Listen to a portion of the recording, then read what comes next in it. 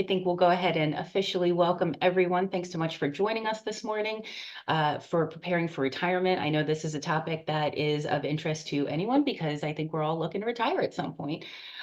So my name's Sarah Hagee. I'm the Executive Director and CEO here with the Electrical Association of Philadelphia this morning. I am joined by my colleague, Matt Dybert, our Program Manager, and our speaker, Jim Miller, and our partner, Paula Simmons. I'm going to turn this over to Paula Simmons with the Utility Employees Credit Union, who is the official credit union of the Electrical Association of Philadelphia. So with that, thank you, Paula. Thank you so much, Sarah. I have the great pleasure here of introducing Jim Miller, our investment executive here at UECU. He loves to help all of his clients throughout the US reach their financial dreams through personalized investment planning and strategies. His own personal philosophy is deeply rooted in relationships, and he believes that the key to being successful is by truly listening to his clients and getting to know them on a personal level. He is a graduate of Bloomsburg University and has also attained the designation of Chartered Retirement Planning Counselor from the College of Financial Planning. So he is here to give us some insight on retirement and kind of help all this, regardless of our age or point in our careers, to prepare for that. So Jim, please take it over. Thank you, Paula. Thank you, Sarah and Matt. And thank you to everybody who's joining us today with EAP. It is a pleasure to be here with you. Hope everybody had a great Valentine's Day, and kind of like this time of year where we're pivoting into springtime. I just saw the other day, caught me off guard, that the Phillies spring training is about ready to get rolling, pitchers and catchers. So again, thank you for your time so early in the morning. We're here to talk about preparing for retirement, and just a quick reintroduction of myself and my colleague Gina Kachernak. We work within Utilities Employees Investment Services, and we have been a part of the program going back. I've been with UECU for 12 years. Gina, a couple years longer than I have. And we actually partnered with a broker dealer back in 2015, Cetera Investment Services. So you'll see this Cetera throughout the presentation, but we have all of our investment licenses, compliance, suitability, and really a team of professionals at Cetera that help Gina, help myself, help our members with all of their financial planning needs. So that just a little FYI on Cetera. And as I mentioned, we partnered with Cetera and our investment program. They actually serve over 12,000 financial advisors nationwide and 475 financial institutions. And so we're very lucky to have their experience and expertise and helping our members invest for what's important to them, help our members protect their loved ones, help them create retirement income strategies. And there's other areas that are important as it relates to retirement planning, like Social Security benefits. Of course, we have other financial goals like saving for an educational savings plan. And everybody wants to know, if they've changed jobs or they're retiring, hey, what are my options as far as rollovers go, my company retirement plan. So we're here today to talk about preparing for retirement. I'm going to just shut my video off here a second. And why is it important to prepare for retirement now? It's simple, so we can get more out of our retirement years, more time, more chances to do what's important to us. And that freedom comes from doing planning now. Today's workshop will help you understand retirement and what it takes to be ready for life after work. As part of your preparation for retirement, you'll earn, spend, and save money in ways that are definitely more meaningful for you. Probably have a lot of plans for how you're going to spend your retirement. Maybe home projects, maybe hobbies you want to start or spend more time on, maybe travel, spending more time with family, whatever it is. We're here today to talk about preparing financially. To be fully prepared, we need to ask the tough questions and really think about the answers. And the questions will be familiar to you, but I want you to really think about them. Why do you want to retire? How do you want to retire? When do you want to retire? Who do you want to retire with? And where do you want to retire? So let's talk about the why. There's two components of the why of retirement: emotional and strategic. As I've said, the emotional aspects of planning a retirement are really up to you. Your financial strategy should address this aspect. So, why do you want to retire? Some of the common reasons are right in front of us. Uh, Kind of a short timer syndrome. We're burned out. We're tired of working and we just want to be done. Health issues. Sometimes health issues make it difficult or impossible to continue working. Quality of life. Retirement may allow you to move or otherwise make changes to your lifestyle. Family. Many people just want to spend more time with their family or help a family member or perhaps just move closer to where they live. How you answer the question of why will affect your retirement readiness. It's important to retire for the right reasons. Some people, when they retire, they find they're bored and want to go back to work. It's because they really don't think about the why of retirement, or they think about retirement as a one-time event rather than a lifestyle change. And it's definitely a lifestyle change you have to just really think about. There's no wrong reason to retire, but make sure you're prepared for the reality of life after work. How do we want to retire? When you thought about your why, that probably included some of the how. How do you want to spend your retirement? Will you continue to work part-time, spend time volunteering? Some people want their retirement to start with a, trip of a lifetime, vacation of a lifetime. Once you've determined how you'll retire, want to consider how you're going to pay for it. One common reason people fail at retirement, have to go back to work, is they run out of money. Their resources are depleted. And the rule of thumb is in front of us that we like to plan for 70 to 85% of your pre-retirement income. And if you plan to do something like move to a more expensive location, do a lot of traveling, you probably need to be on the higher side of that scale. In fact, some people even try to plan for the income that they're currently earning now. And remember that your how might change. Retirement can last 30 years or more, and your needs and obligations will change over that 30 years, just like they do now. And there's a lot of retirement calculators and expense worksheets that we can provide for you that will help you pinpoint a little bit better what your expenses will be in retirement. When do I want to retire? In some ways, this is one of the hardest questions to answer. And a lot of you are probably thinking, well, hey, as soon as possible, as soon as I can do it. And sometimes, especially in the case of health or a job loss, you might not have a choice as to when you retire. If you do have a choice, make sure to consider the when, how the timing will impact other aspects of retirement.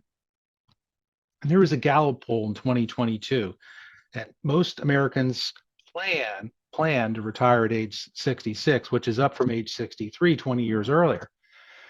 The reality is the average age has stayed around 61 since 2003. And it's probably because of the fact that just certain factors that we have no control over force us into that situation of retiring early. And one of the primary reasons to delay retirement, in addition to working and receiving a paycheck, is also to collect a higher Social Security payment. If you claim early, you might get as little as 75% of the full amount you're entitled to. If your spouse is drawing off your Social Security, they'll get a reduced benefit as well. And once you start Social Security, it's nearly impossible to reverse course and change your decision. You have to actually pay the money back if you wanted to stop taking your benefits and restart in the future. And according to the Social Security Administration, the average monthly Social Security retirement benefits in 2022 was $1,670 for retired workers and $1,330 for surviving spouses. Now, Social Security is, not your only or even your main source of retirement income, but as we'll discuss later, it's definitely a factor in your overall retirement plan. Who do you want to share income with? You may want to provide financially for others, such as spouse, child, either during your retirement or at your death. Now, this will affect your choices. Couples who reach age 65 have a 50% chance of at least one spouse living past 90. So if you plan to support your spouse fully in retirement, you have to plan for that.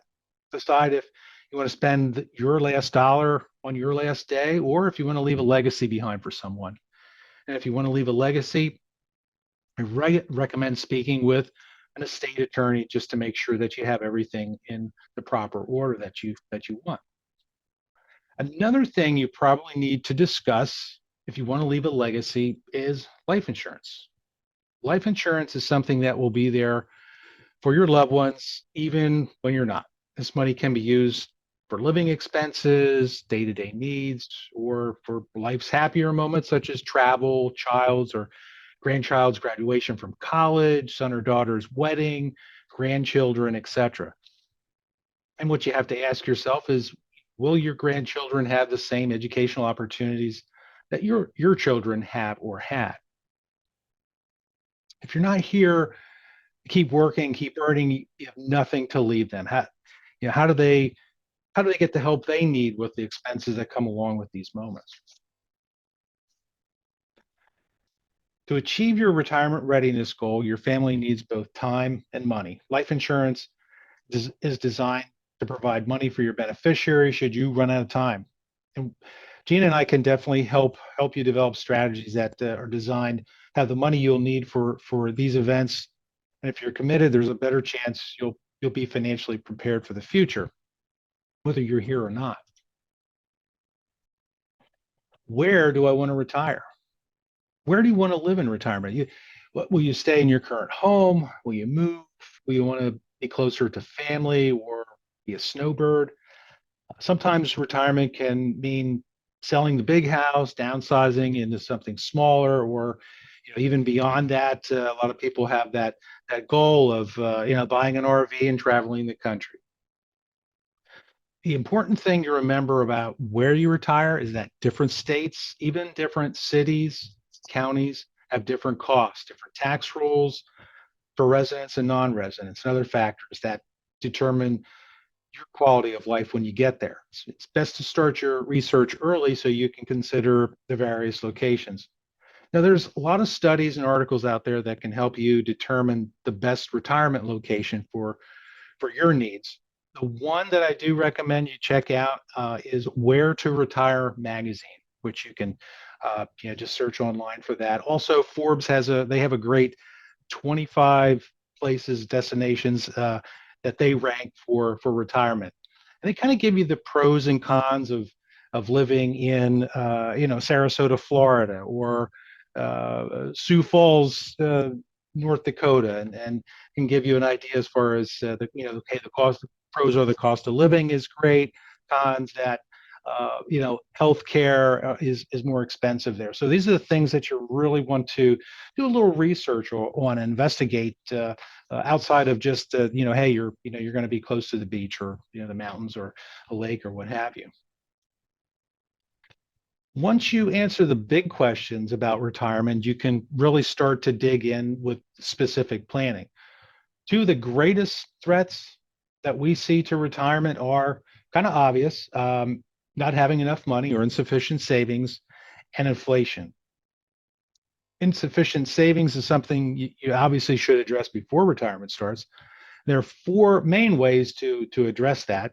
Obviously, save more aggressively for higher returns, work longer, or reduce your retirement lifestyle goals. And as you can see, some of these methods are more attractive than others, so it's best to plan while you still have still have a choice, or if you have the option of saving more and perhaps being more aggressive for growth, that's something that you can do proactively as opposed to making changes when you're retired and have to go back to work, or change your lifestyle to accommodate what your income is. Now, as it relates to inflation, it's certainly a guaranteed part of everybody's financial future. For instance, what used to cost $100 back in January of Y2K would cost $176 in October of 2022. So you have to plan for inflation to impact the cost of your retirement.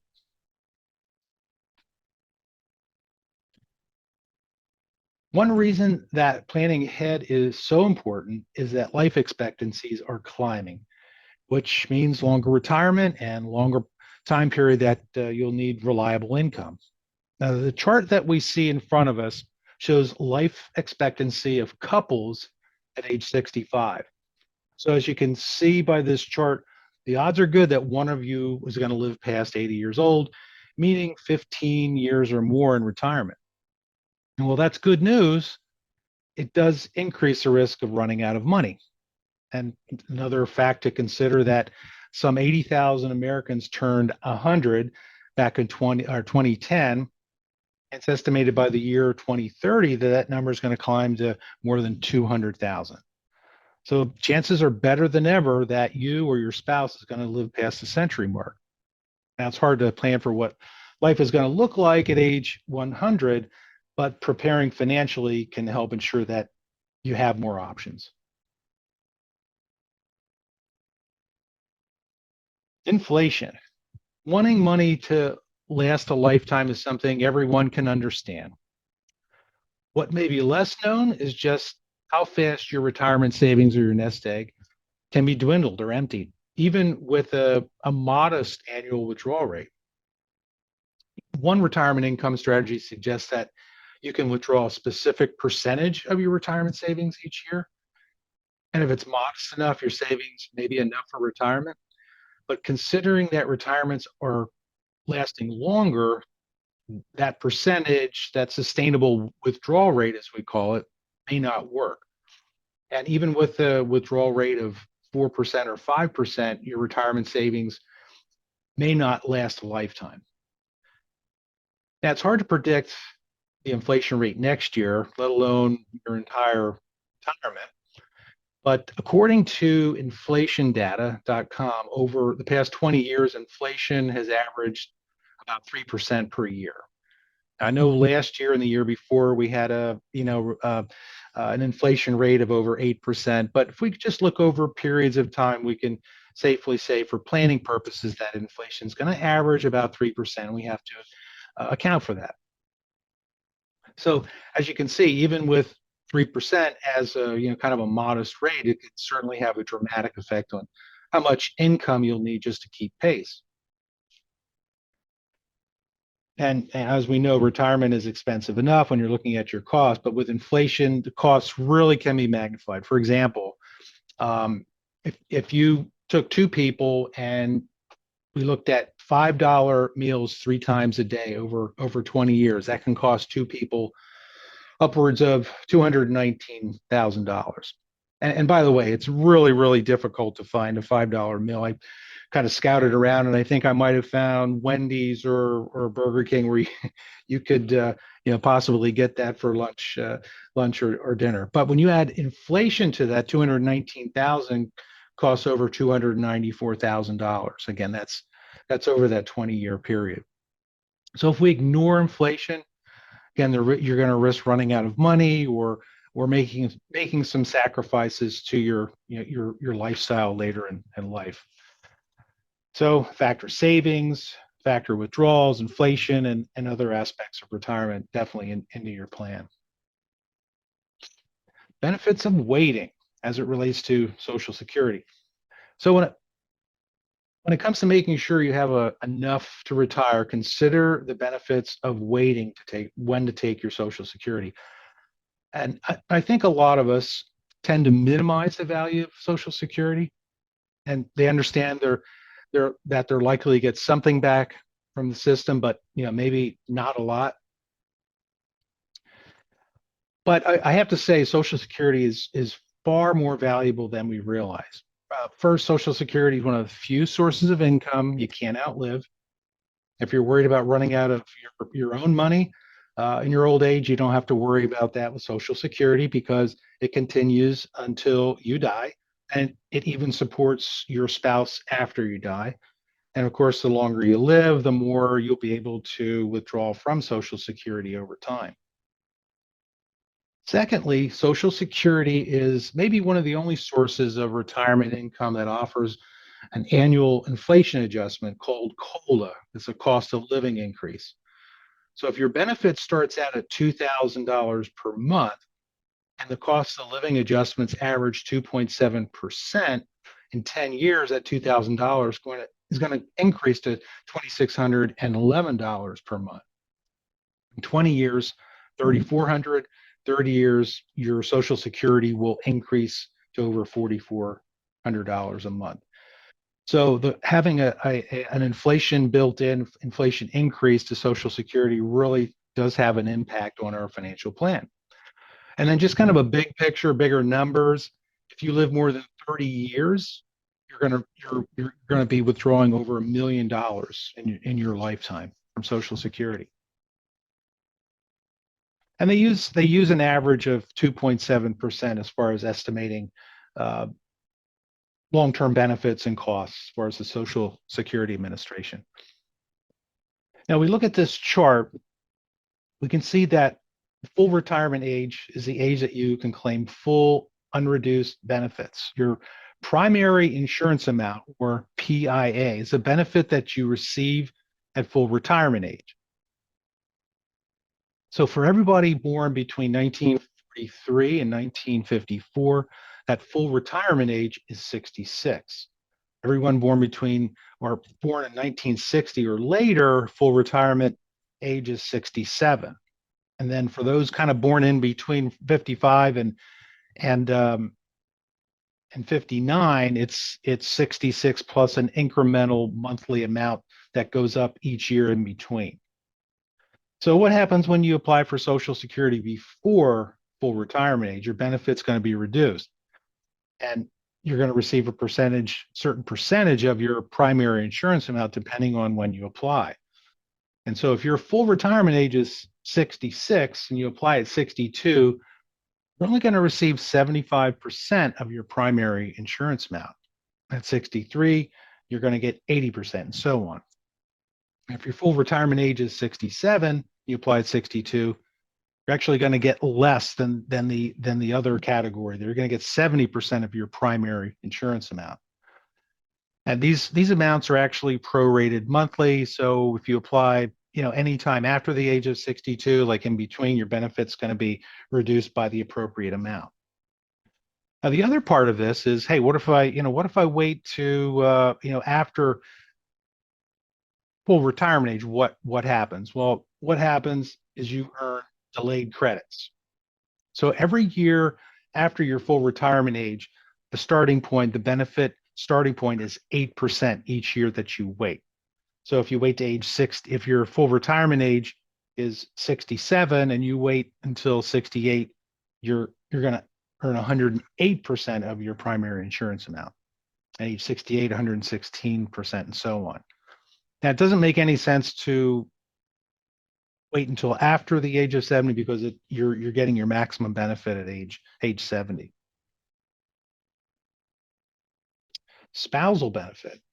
Social Security was instituted in an earlier era when most married women didn't work, and to give lower earning spouses a measure of security, financial security in their old age. Program offers spousal benefits. Spousal benefit is 50% of the worker's primary insurance amount of their spouse if applied for at full retirement. So as an example, so if John's primary insurance amount is 2,000 and Jane's is 800, and Jane applies for Social Security at her full retirement age, her benefit would be 50% of her spouse, which is $1,000. So she would get a higher amount if she claimed her husband's Social Security or 50% of his benefit, which obviously would be $200 more if she claimed it on her own. So there's that benefit. However, these spousal benefits are just for women who earn less than their husband. Anyone who's married can claim spousal benefits. If you're widowed or were married for more than 10 years but are now divorced, you can still claim Social Security benefits based on your spouse's work record. And we have some resources to help determine your potential Social Security benefits and payments, as well as ways to maximize those payments, different scenarios.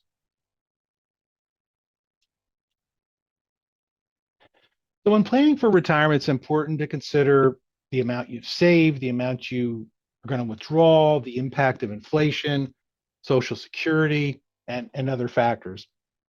And this is where professional guidance can help. Let me give you one example. Riskier asset classes such as stocks generally offer the potential for higher returns, but they also have potential for bigger losses. And they're subject to greater swings in performance at the same time. So this greater volatility or swings as far as the ups and downs of the market can, sometimes make it hard to stay with that investment when performance in the short term is not favorable. So working with a financial professional, it really helps to allocate your resources based on your time horizon, your comfort level with risk. These are all important factors when keeping pace with your financial goals. And our approach as investment professionals is to discuss your goals, get an idea of what your comfort level with risk is, and then match that up to the particular time frame that you have.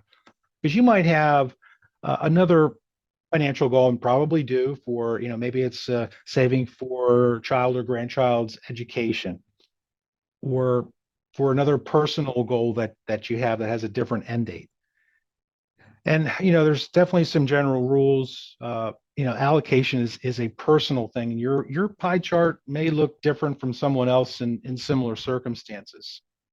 You may be a very conservative young investor or a very aggressive older investor. How you allocate your assets is really crucial, and that's something that we do. Is we match that with our clients as far as how they feel about investment risk for a particular financial goal, and these are definitely the issues that we can explore in working together.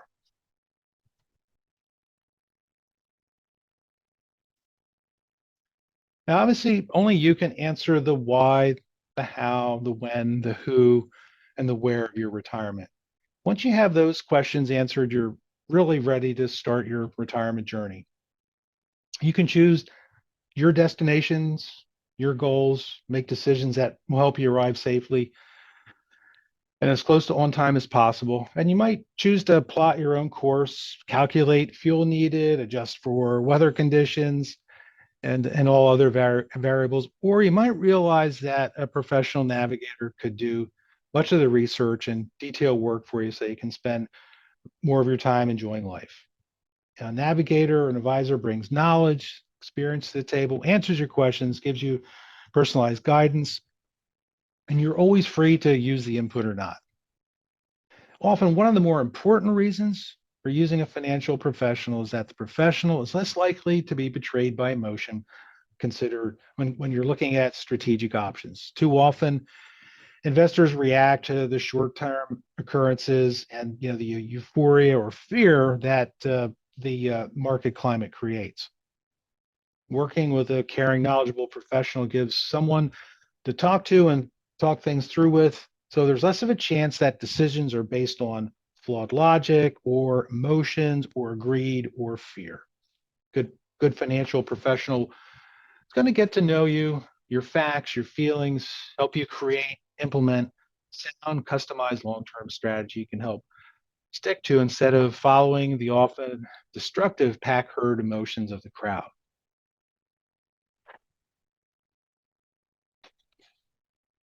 Now, with all the financial turmoil that we've seen over the last 5 or 6 years, there has been at least one positive that's emerged. Most of us have come to realize that we can't take our financial future for granted. We have to prepare for it. We must know where we are in our preparations. Retirement is not just a question for those over 50. The more we prepare now, the more likely we're going to succeed. So the question is, are you going to continue your journey of preparing for retirement? Preparing for retirement is one step in preparing financially for your life. There's many rules of thumb for what you'll need at retirement, including the guideline of 70 to 85% of your working income. But you can be better prepared by answering the big questions of retirement, which is, why do I want to retire? How do I want to retire? When do I want to retire? Who do I want to share income with? And where do I want to end up in retirement? So what happens next? Please there are some handouts that we're going to provide for you. There's a checklist, a retirement readiness checklist, and there is a suitability questionnaire. And I urge you to set an appointment for a consultation with Gina or myself. And we really appreciate the time that you gave us this morning to talk to you about preparing for retirement. And again, thank you, Matt, Sarah, and everybody for joining us today. If there are any questions that came through chat box or email, be happy to take them now. Great, thank you. Well, Jim, thank you. I've come to realize I'm not quite ready for retirement yet. I've got a little work to do. But that was some excellent information. Are there any questions out there? I know this is kind of a personal topic, and so as both Matt and I shared via the chat, we will be sharing Jim's contact information with everyone, including this presentation, which please feel free to share with your colleagues as well. And Jim is here, as well as Gina, to help you navigate this piece of your financial future. So with that, Paula, is there anything else from you today? Yes, I did actually have a few questions come in on Excellent. this. I get it. Yes. Okay, great. Thank you. We get that it's personal, so sending me directly is fine. Jim, are there any fees associated with the financial planning services you provide? There's our consultations are free. So that's part of the benefit of being a member at UECU is you have full access to our services. When it comes to implementing a strategy, if there's any changes or recommendations that would take place as far as regarded to the specific investments, Paula, it really depends. Everybody's situation is individual, but there's no fee for the plan itself, which is great because a financial plan can be very, very expensive, and not that there's anything wrong with that. But again, just the value of being a member at UECU, having that plan that you can access and refer back to every day and have someone that you can reach out to as far as questions and concerns, that is complimentary. Fantastic. It's always nice to have someone holding your hand through this, especially this sort of stuff, your end of life. Next question. Where can I get a statement of my Social Security benefits? The easiest way, because the Social Security Administration changed this a few years ago, is we have access to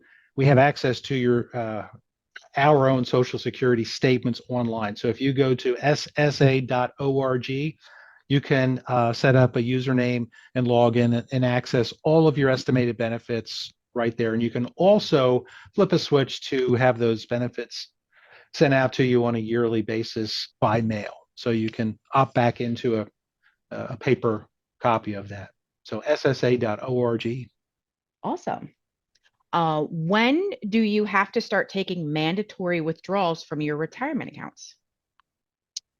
They changed the minimum required distribution age. It was originally at 70 and a half. It went to 72. Now it's for most people, it's going to be age 73. For those that are younger than, I'm going to say, 55, it could be 74. So they've extended that primarily because of longevity, people living longer. They had to change the actuarial tables as far as that minimum distribution, and that only pertains to traditional or pre-tax money that you've saved in your 401k or traditional IRAs. So that's actually a perfect lead into our next question. Should I be contributing to a traditional 401k or a Roth 401k within my retirement plan? You definitely should consider it because it's a great idea if you're able to have a balance of funds that are saved that will not be taxed and will not have to be withdrawn at a certain age. So it's definitely something to consider, having part of your retirement savings go into a Roth IRA or a Roth 401k. The only thing is you want to look at how it's going to impact your taxes now, because obviously the more that you contribute to your traditional 401k, it's going to lower your income now. But people anticipating taxes may go up. Now might be a good time to put money aside into a Roth IRA where you have tax deferred growth and a tax-free savings down the road when perhaps tax rates are going to be higher. So it's definitely something to weigh the pluses and minuses, but it's definitely specific to the person that's saving or planning. Great. I don't have any other questions in here. Thank you so much for your knowledge. Oh, wait, hold on. The next question is, I'm worried they'll change the Roth IRA rules by the time my son retires. So anything about rule change, I'm assuming. Well, tax laws it's ongoing. Definitely changes as far as what can happen in the future. However, typically when there is a change in the tax laws, or as it relates to retirement planning, retirement accounts like the Secure Act 2.0, they will generally grandfather the folks that have been contributing before a certain date. So they'll factor that into. So I wouldn't get too worried about saving something that is all of a sudden going to change as far as taxation. They may determine that, we won't keep this tax deferred forever. Maybe they'll make you withdraw it before a certain point in time, but typically they're not going to change the tax status of that withdrawal if you've been saving, for quite some time. But it's an ongoing thing. We really just have to stay on top of the changes and keep ourselves and keep our members up to date as far as making decisions that are obviously affected by changes in the tax laws. Good questions. Yes. And like I said, having Jim for all of these are on here. Obviously, I work with him, so you can take that as you will, but I love working with him. It's great having someone who knows all of this, because I can guarantee you I'm not going to keep up with tax information. I'm sure you guys don't want to spend your spare time researching all the tax laws. So if you guys have any other questions, both Jim and Gina's contact information is up there. I really strongly urge you to reach out to them with any of these sort of questions, because it's rather to get them done now than have to worry about it later. So I'll hand it back to you, Sarah.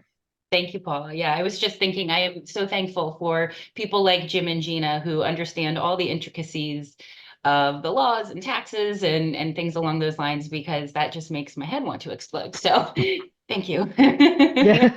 Our pleasure.